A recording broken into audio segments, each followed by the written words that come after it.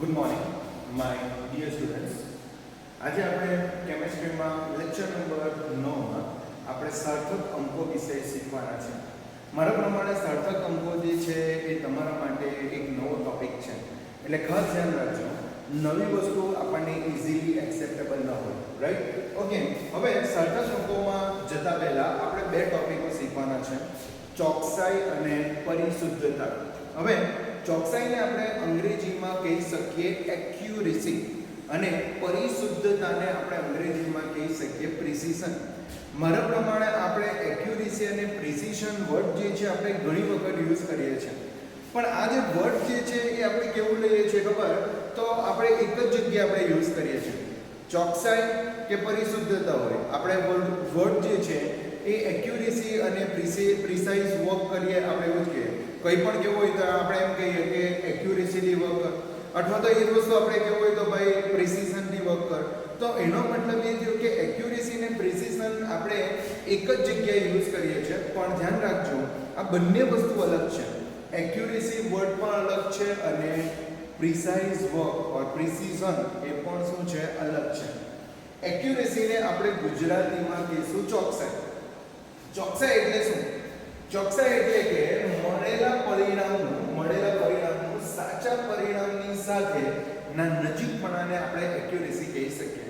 એટલે કે જે તમે પ્રયોગ કરો છો એ પ્રયોગ દરમિયાન તમને જે પરિણામ મળે છે એ પરિણામનું સાચા પરિણામની નજીકપણ, સાચા પરિણામ સાથેના નજીકપણાને આપણે શું કહી શકીએ ખબર? તો આપણે ચોકસાઈ કહી શકીએ છીએ.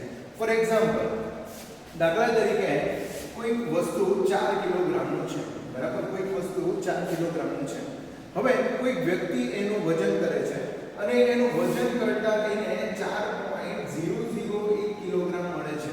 ઓકે, અને બીજો કોઈ વ્યક્તિ એનું વજન કરે છે તો એને 4.5 કિલોગ્રામ મળે છે. તો આમાં ચોકસાઈ ક્યાં છે? તો જે તમારું સાચું પરિણામ છે એ સાચા પરિણામના નજીક મળેલું પરિણામ. હવે સાચા પરિણામનું નજીક મળેલું પરિણામ એટલે 4 ની નજીક જે છે એ શું છે? તો 4 ની નજીક છે 4.001, જેની નજીક છે. તો નજીકના પરિણામને એઝ આપણે ચોકસાઈ કહી શકીએ. પણ આ 4.5 જે છે એ આનાથી ઘણું દૂર છે. તો ઘણું દૂર છે તો એને તમે ચોકસાઈ કહી શકો નહીં. તો મારા પ્રમાણે ચોકસાઈ વર્ડ ખબર પડી જવી જોઈએ. ચોકસાઈ એટલે કે સાચા પરિણામની નજીક મળેલું પરિણામ. સાચા પરિણામની શું હશે? નજીક મળેલું પરિણામ. એને આપણે શું કહી શકીએ? ચોકસાઈ કહી શકીએ છીએ. ઓકે, સો મારા પ્રમાણે જે છે ચોકસાઈ તમને હવે ખબર પડી જશે. ચોકસાઈ એટલે કે મળેલા પરિણામની નજીક મળેલું પરિણામ જે છે, એટલે સાચા પરિણામની જે નજીક મળેલું પરિણામ છે એને આપણે ચોકસાઈ કહી શકીએ. હવે પરિશુદ્ધતા કોને કહેવાય? તો પરિશુદ્ધતા એટલે કે એક જ જથ્થાના જુદા જુદા માપન વચ્ચેના નજીકપણાને, એક જ જથ્થાના જુદા જુદા માપન વચ્ચેના શું છે? નજીકપણાને આપણે શું કહી શકીએ ખબર? પરિશુદ્ધતા કહી શકીએ. આ વસ્તુ મેં સમજો. સપોઝ કોઈ 4 કિલોગ્રામ દળનું બરાબર કોઈ આપણા પાસે વસ્તુ છે. એક જ વ્યક્તિને આપણે 4 કિલોગ્રામનું જે વસ્તુ છે એને આપણે 3 વખત વજન કરાવીએ. કેટલી વખત વજન કરાવીએ? 3. જો 3 વખત વજન કરાવીએ તો એક વખત આપણે સપોઝ એમ સમજી લો 4.0 કિલોગ્રામ. એક વખત માપે તો આવશે 4.4 કિલોગ્રામ આવશે. એક વખત માપશે બરાબર તો એ આવશે 3.5 કિલોગ્રામ આવશે. ઓકે, જ્યારે બીજો વ્યક્તિ જ્યારે એ જ વસ્તુ માપન કરે ત્યારે એક વખત આવશે 3.8 કિલોગ્રામ, એક વખત આવશે 3.7 કિલોગ્રામ અને એક વખત આવશે 3.8 કિલોગ્રામ. ઓકે, અહીંયા બી મેં થોડો ચેન્જીસ કરી નાખું, 4.2 કિલોગ્રામ લખી દઉં. ઓકે, ને અહીંયા મેં લખી દઉં 3.9 કિલોગ્રામ લખી દઉં. ઓકે, હવે એમ જો જોઈએ તો 4 કિલોગ્રામ એ આપણું સાચું પરિણામ છે. હવે અહીંયા જો આપણે જો જોઈએ તો એક વખત 4 મળે છે એટલે એક્ઝેક્ટ મળે છે, એક વખત 3.9 મળે છે એટલે 0.1 ઓછું મળે છે, એક વખત 4.2 મળે છે એટલે કે 0.2 વધારે મળે છે. તો આપણે શું કહી શકીએ? તો અહીંયા જે વજન જે છે એમાં તમને પરિણામનો તફાવત વધારે મળે છે. પરિણામનો વધારે તફાવત પડે એટલે 4 પછી 3.9 તો 0.1 નો તફાવત 4 અને બરાબર 4.2 એટલે 0.2 નો તફાવત. પણ જો નીચે જોશો તો 3.8 3.7 3.8 છે. આનો મતલબ શું થયો ખબર? આ પરિણામ સાચા પરિણામની દૂર છે, બરાબર. પણ એમના જે મળેલા પરિણામો જે છે એ એકબીજાની ઘણી નજીક છે. 3.8 3.7 3.8. તો આપણે પરિશુદ્ધતા કોને કહીએ? તો પરિશુદ્ધતા એટલે કે આપણું જે પરિણામ જે છે, બરાબર, એમાં એકબીજાની નજીકપણું જે છે એને તમે શું કહી શકો? પરિશુદ્ધતા કહી શકો. હા, પછી સાચા પરિણામની દૂર હોય તો પણ આપણને કોઈ વાંધો નથી. પણ પરિશુદ્ધતા એટલે શું? તો પરિશુદ્ધતા એટલે કે મેળવેલા પરિણામોનું એકબીજા સાથેનું નજીકપણું, જેને આપણે શું કહી શકીએ? પરિશુદ્ધતા કહી શકીએ. તો મારા પ્રમાણે પરિશુદ્ધતા ખબર પડવી જોઈએ અને ચોકસાઈ ખબર પડવી જોઈએ. ચોકસાઈ એટલે કે મળેલા પરિણામનું સાચા પરિણામની નજીકપણું, બરાબર. જ્યારે પરિશુદ્ધતા એટલે શું? જે મેળવેલા પરિણામો છે તેમનું એકબીજા સાથેનું નજીકપણું. દાખલા તરીકે અહીંયા જોઈ શકો 3.8 3.7 3.8, તો આ બધા એકબીજાની નજીક છે. આ બધા એકબીજાની નજીક છે તો એને પરિશુદ્ધતા કહેવાય. પણ 4 કિલોગ્રામ અને મેળવેલું વજન બી 4 કિલોગ્રામ હશે તો એને તમે શું કહી શકો? ચોકસાઈ. ચોકસાઈ એટલે કે મળેલા પરિણામનું સાચા પરિણામની નજીકપણ આવે. ઓકે, ચાલો. જો મારા પ્રમાણે જો તમને આ બંને ખબર પડે, ઓકે, આ બંને જો ખબર પડે તો આપણે જે છે એક અહીંયા ટેબલ બતાવેલું છે જેમાં વિદ્યાર્થી A, B અને C એ મેળવેલા પરિણામો બતાવેલા છે. વિદ્યાર્થી A મેળવેલું પરિણામ 1.95 1.93 1.94 છે. વિદ્યાર્થી B એ મેળવેલા પરિણામો 1.94 2.05 અને 1.995 છે. અને વિદ્યાર્થી C એ મેળવેલું પરિણામ 2.01 1.99 અને 2 છે. હવે આ જે પરિણામો છે એનું સાચું પરિણામ જે છે, સાચું પરિણામ 2.0 છે. સાચું પરિણામ કેટલું છે? 2.0. હવે પહેલાની વાત કરીએ, વિદ્યાર્થી A ની વાત કરીએ તો વિદ્યાર્થી A મેળવેલું પરિણામ જે છે એ સાચા પરિણામથી બહુ દૂર છે. કેમ ખબર? 1.95 ને 2.0. તો આ મેળવેલું પરિણામ જે છે સાચા પરિણામથી બહુ દૂર છે. ને સાચા પરિણામથી દૂર હશે તો પહેલી વસ્તુ એ કે એમાં ચોકસાઈ નથી. તો આપણે એવું કહી શકીએ કે વિદ્યાર્થી A જે છે, વિદ્યાર્થી A માં ચોકસાઈ નથી, બરાબર. પણ પરિશુદ્ધતાની વાત કરીએ તો પરિશુદ્ધતા એટલે કે જે તમારા અવલોકનો છે તેનું એકબીજા સાથેનું નજીકપણું. તો એનો જો વિચાર કરો તો 1.95 1.93 1.94, તો આ બધા એકબીજાની શું છે? નજીક છે. આ બધા એકબીજાની શું છે? નજીક છે. 1.95 1.93 1.94 આ બધા એકબીજાની નજીક છે. ને બધા જો એકબીજાની નજીક હોય તો આપણે વિદ્યાર્થી A જે છે એ પરિશુદ્ધતા દર્શાવે છે એવું કહી શકાય. ઓકે, એટલે અહીંયા લખેલું બી છે કે વિદ્યાર્થી A ના પરિણામો નજીક છે પરંતુ એ સાચા પરિણામની નજીક નથી. સાચા પરિણામની નજીક નથી. તો ધ્યાન રાખજો, મળેલા પરિણામો એકબીજાની નજીક છે અને મળેલા પરિણામો એકબીજાની નજીક છે એટલે એ શું છે? પરિશુદ્ધ છે, બરાબર. અને સાચા પરિણામની નજીક નથી એનો મતલબ એ કે એમાં ચોકસાઈ નથી. ચાલો વિદ્યાર્થી B ઉપર જઈએ. વિદ્યાર્થી B ઉપર આપણે જઈએ તો વિદ્યાર્થી B જે છે એમાં 1.94 2.05 અને 1.99 છે. તો સાચા પરિણામની નજીક તો મળે નહીં. બીજી વસ્તુ, એકબીજા વચ્ચે પણ બહુ ડિફરન્સ છે. કેમ કે 1.94 છે, 2.0 છે અને 1.99 છે. તો આ બધા જે છે એકબીજાથી ઘણા દૂર છે. તો આપણે વિદ્યાર્થી B માટે એવું કહી શકીએ કે એ સાચા પરિણામની નજીક નથી એટલે ચોકસાઈ પણ નથી અને એકબીજાની નજીક પણ નથી એટલે કે પરિશુદ્ધ પણ નથી. ઓકે, તો આપણે એવું કહી શકીએ કે વિદ્યાર્થી B પરિશુદ્ધ પણ નથી. ઓકે, પરિશુદ્ધ પણ નથી અને ચોકસાઈ પણ નથી. હવે વિદ્યાર્થી C ની વાત કરીએ તો વિદ્યાર્થી C ની વાત કરીએ તો 2.01 અને આપણું સાચું પરિણામ કેટલું છે? 2.0. 1.99 એટલે એ બી 2.0 ની નજીક નથી અને 2.0 તો છે. તો અહીંયા આપણે શું કહી શકીએ? તો અહીંયા જે આપણું જે પરિણામ જે છે એ પરિણામ એક્ઝેક્ટલી 2 ની નજીક છે. ઓકે, એક્ઝેક્ટલી 2 ની નજીક છે એટલે એમાં ચોકસાઈ છે, બરાબર. એમાં ચોકસાઈ છે. બીજી વસ્તુ, મળેલા પરિણામો પણ એકબીજાની નજીક છે. 2.01 તો 1.99 અને 2.0. તો એનો મતલબ એ કે આ બધા જે પરિણામો છે એ એકબીજાની શું છે, ઘણા નજીક છે. ને ઘણા નજીક હશે તો શું હશે, પરિશુદ્ધ પણ હશે. ઘણા નજીક હશે તો શું હશે, પરિશુદ્ધ પણ હશે. એટલે ખાસ ધ્યાન રાખજો, બરાબર, એકબીજાની નજીક હશે પરિણામો તો પરિશુદ્ધ, અને સાચા પરિણામની નજીક હશે તો એ શું હશે, તો એ ચોકસાઈ હશે. ને વિદ્યાર્થી સી માં ચોકસાઈ પણ છે અને પરિશુદ્ધતા પણ છે. ઓકે, તો મારા પ્રમાણે તમને ચોકસાઈ અને પરિશુદ્ધતા આ બંને વર્ડ ખબર પડે. હવે ચોકસાઈ અને પરિશુદ્ધતા ખબર પડે તો હવે પછી આપણે નેક્સ્ટ ટોપિક પર આવીએ.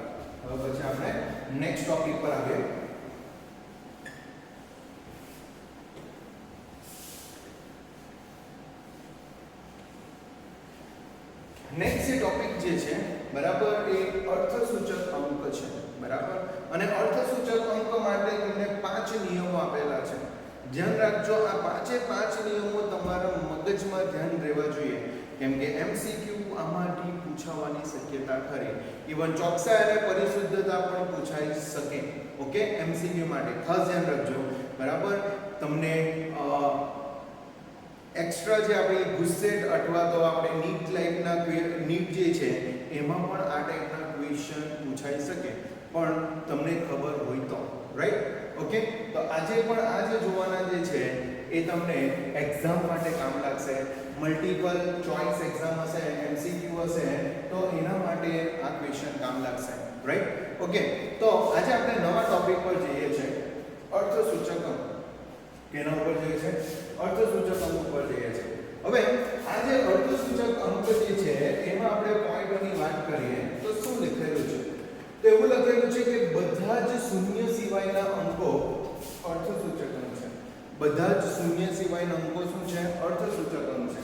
એટલે કે દાખલા તરીકે એમ સમજી લો કે મેં 3 4 5 લખો. ઓકે, તમારા પાસે અર્થસૂચક અંક કેટલા થયા? તમે કહી શકો કે 1 2 અને 3. ઓકે, તમારા પાસે અર્થસૂચક અંક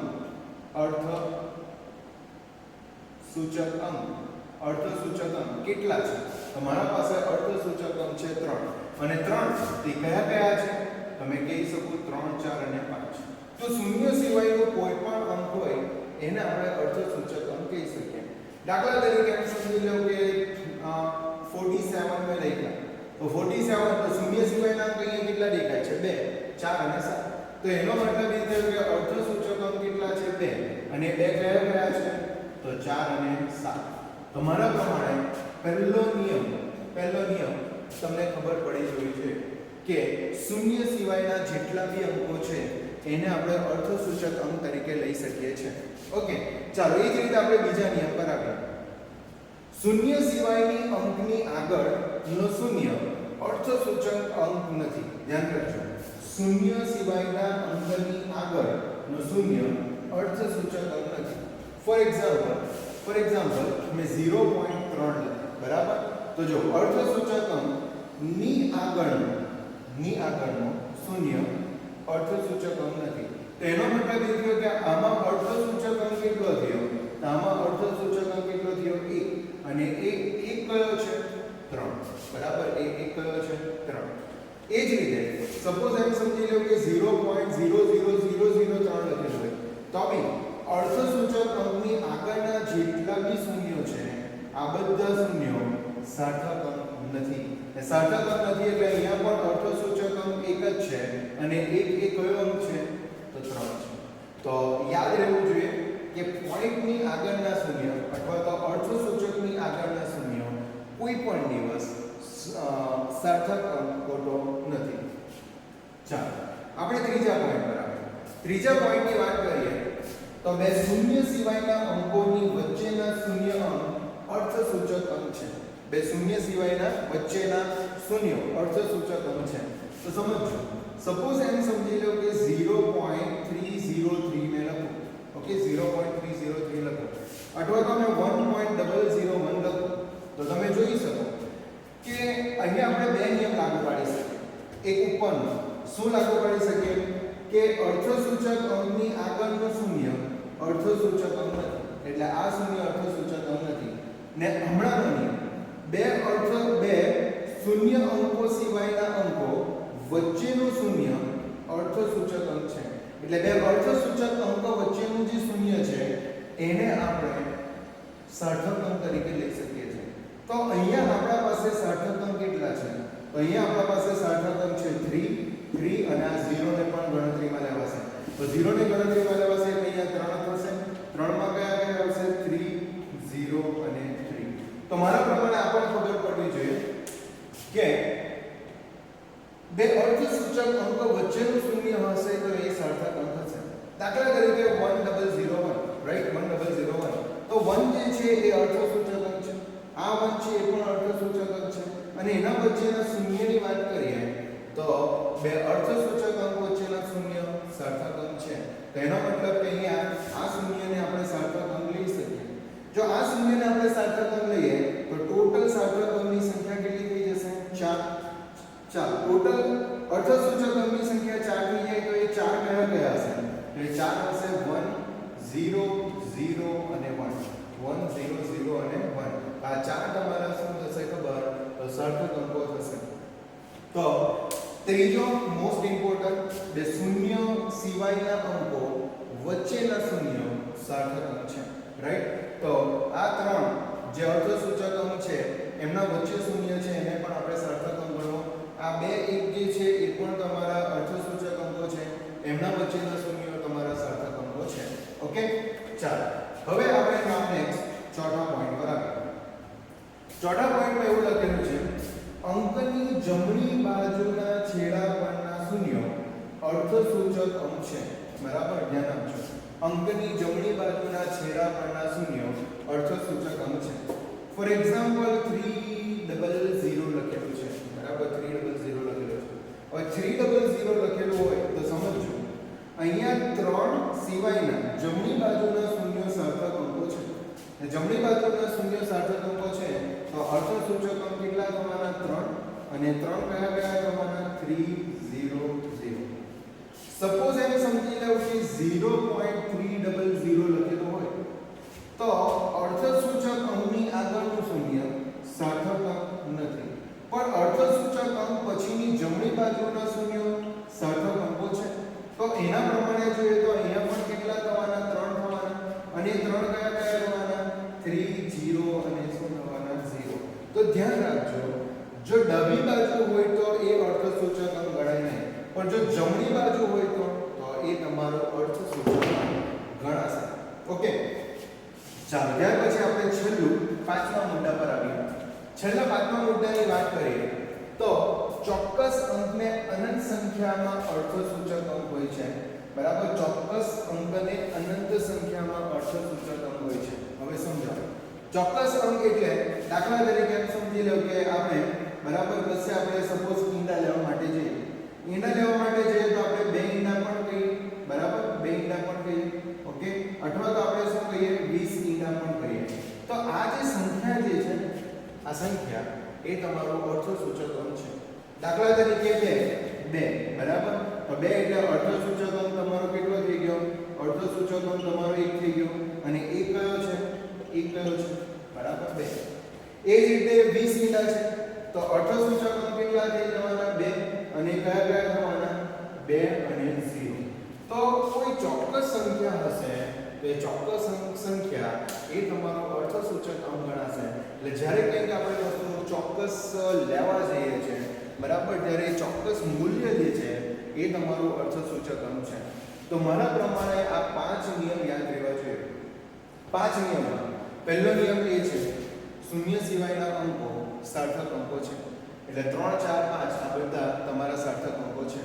એ જ રીતે બીજા નિયમ પર આવીએ તો અર્થસૂચક અંકની આગળના એટલે કે ડાબી બાજુના શૂન્યો સાર્થક અંકો નથી. એટલે 0.3 હોય તો 0 એ તમારો સાર્થક અંક નથી. 0.0003 હોય તો આગળના 4 શૂન્યો પણ તમારા સાર્થક અંકો નથી. ઓકે હવે ત્રીજા નિયમ પર આવીએ. ત્રીજા નિયમમાં શું લખેલું છે તો બે શૂન્યતર અંકો એટલે કે બે શૂન્ય સિવાયના અંકો વચ્ચેનું શૂન્ય સાર્થક અંક છે. એટલે કે બે તમારા અંકો હશે ઓકે જે શૂન્ય સિવાયના છે અને એના વચ્ચે કોઈ શૂન્ય હશે તો એ સાર્થક અંક છે. દાખલા તરીકે 1001 તો બે શૂન્ય સિવાયના અંક કયા થયા 11 થયા, એના વચ્ચેના શૂન્યો 00 એ તમારા શું છે સાર્થક અંકો છે. તો ધ્યાન રાખજો બે શૂન્યતર સિવાયના બે શૂન્યતર અંકો વચ્ચેના શૂન્યો સાર્થક અંકો છે. એટલે 1001 તેમાં 00 એ તમારું સાર્થક અંક છે. 0.303 ની વાત કરીએ 303 ની વાત કરીએ તો 0.303 માં બે શૂન્યતર વચ્ચેના શૂન્ય જે છે સાર્થક અંક તમારો છે. પણ ધ્યાન રાખજો એની આગળ શૂન્ય જે છે એની આગળ જે શૂન્ય છે એ સાર્થક અંક નથી. ઓકે, અને ધ્યાન રાખજો ચોથા નિયમ પર આવીએ. શૂન્યતર સિવાયના અંકની જમણી બાજુના શૂન્યો સાર્થક અંકો છે. એટલે કે 300 હોય તો આ 00 જે છે એ પણ તમારા સાર્થક અંકો થાય. તો જરા સમજજો, શૂન્યતર અંકની ડાબી બાજુના શૂન્ય સાર્થક અંકો નથી. બે શૂન્ય સિવાયના અંકો વચ્ચે શૂન્ય હશે તો એ સાર્થક અંક છે, બરાબર. અને શૂન્યતર સિવાયની અંકની જમણી બાજુના શૂન્યો એ પણ તમારા સાર્થક અંકો છે, રાઈટ? ઓકે, ધ્યાન રાખજો 0.300. ઓકે, અથવા તમે સમજી લો કે મેં લખી દઉં 9 લખી દઉં 0.30030 લખી દઉં તો ડાબી બાજુનો અંક શૂન્ય નથી. બે શૂન્ય સિવાયના અંકો વચ્ચેના શૂન્યો સાર્થક અંકો છે અને પછીનું શૂન્ય પણ શું છે સાર્થક અંક છે. ઓકે, તો આ નિયમ તમારે ધ્યાન રાખવાના. આ નથી એના માટે બીજો નિયમ, આ બંને વચ્ચે છે એના માટે ત્રીજો નિયમ, અને આ પાછળ છે એના માટે કયો નિયમ ચોથો નિયમ છે. ઓકે, અને શૂન્ય સિવાયના અંકો સાર્થક અંકો છે એ તમારો કયો નિયમ પહેલો નિયમ. તો આ રીતે તમારા 4 નિયમો થયા. અને પાછું કોઈ ચોક્કસ સંખ્યા હશે તો એ ચોક્કસ સંખ્યાને તમે સાર્થક અંક અથવા તો અર્થસૂચક અંક તમે કહી શકો છો. સાર્થક અંક એ જ તમારો અર્થસૂચક અંક છે. તો મારા પ્રમાણે આ 5 નિયમ તમારે ધ્યાન રહેવા જોઈએ. ઓકે, જોઈએ આપણે બીજા એક્ઝામ્પલ આપણે જોઈએ.